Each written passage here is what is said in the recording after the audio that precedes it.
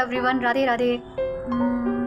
सोच रही हूँ कि क्या हम कभी सोचते हैं हम कौन हैं, कहाँ से आए हैं और हमारे भीतर जो चेतना है वो आखिर क्या है। तो मेरे इन सवालों के उत्तर मिलते हैं उपनिषद में। तो आखिर ये उपनिषद है क्या?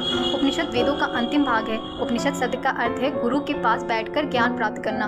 तो यूपीएससी की तैयारी के दौरान जब भी मुझे समय मिलता है तो मुझे वेद, पुराण, उपनिषद, भगवद गीता आदि के बारे में जानना बहुत ही अच्छा लगता है। और उसमें से जो सबसे अच्छा लगता है वो है उपनिषद, क्योंकि वेदों में जो बाहरी अनुष्ठानों के बारे में बताया गया है, उपनिषद हमें उनके आंतरिक अर्थ समझाता है कि असली पूजा मंदिर में नहीं बल्कि भीतर के आत्मा यानी चेतना को जानने से है।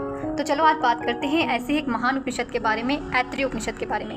तो ऐत्रेय उपनिषद जो है उसकी उत्पत्ति महर्षि ऐत्रेय महिदास द्वारा रचित मानी जाती है। ऐत्रेय उपनिषद में सिखाया गया है कि the source of this universe lies within us, यानी जो हम बाहर खोज रहे हैं वह हमारे भीतर ही उपस्थित है। इस उपनिषद में कहा गया है कि सृष्टि की उत्पत्ति आत्मा से हुई। परमात्मा ने पहले आकाश बनाया, फिर वायु, अग्नि, जल और पृथ्वी और अंत में मनुष्य, जो कि चेतना का सर्वोच्च रूप है। और इस उपनिषद का एक सबसे प्रसिद्ध वाक्य है प्रज्ञानम ब्रह्मा, यानी जो ज्ञान है, जो चेतना है, वही परम सत्य है। और ऐत्रेय उपनिषद के 3 अध्याय हैं। पहला है सृष्टि का आरंभ, दूसरा है आत्मा और शरीर का संबंध, तीसरा है आत्मा का असली स्वरूप। तो ऐत्रेय उपनिषद जो हमें पूरा सिखाता है कि आत्मा ही ब्रह्म है, ब्रह्म ही सत्य है और आत्मज्ञान ही मुक्ति का मार्ग है। तो अगर आप भी आत्मा की इस गहराई को जानना चाहते हैं तो बने रहें मेरे साथ उपनिषद की सीरीज में। जय श्री राधे।